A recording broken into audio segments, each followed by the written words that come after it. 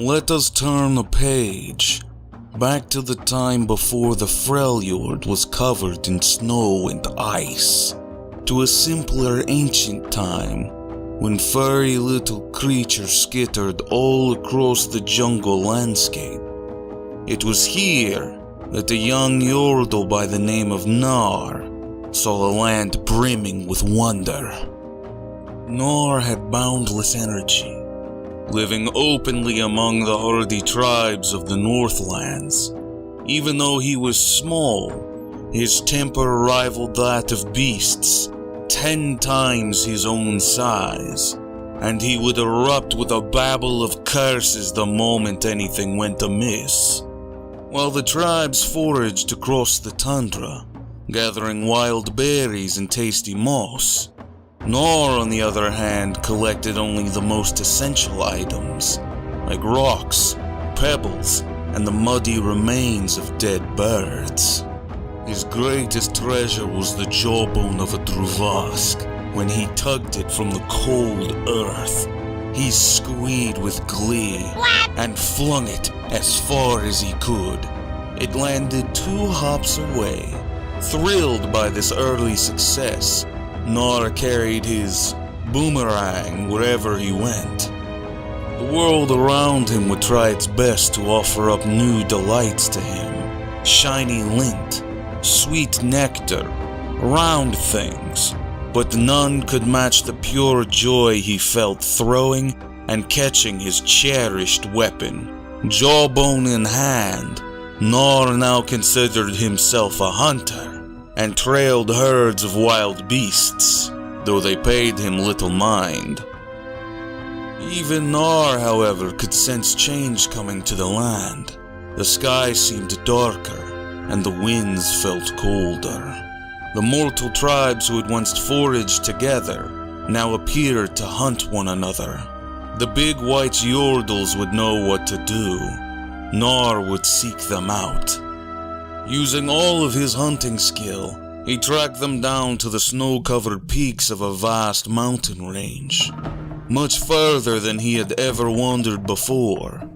Approaching unseen, he also saw more mortals than he could count.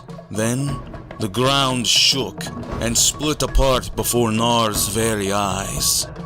For the first time in his life, it seemed to Gnar as everyone around him was throwing a tantrum. The mortals yelled, the big Yordles roared, but the monster's arrival silenced them all.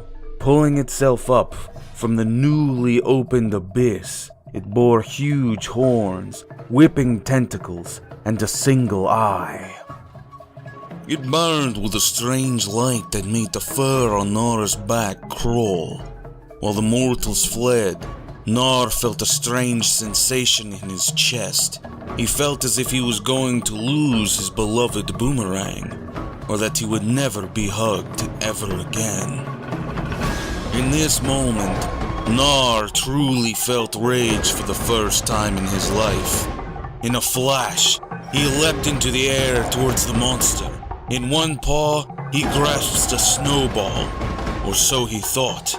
In fact, it was a boulder he plucked from the mountainside. Gnar had grown as big as the big white Yordles, and he would send this monster back where it came from, by walloping its face. But his blow never landed.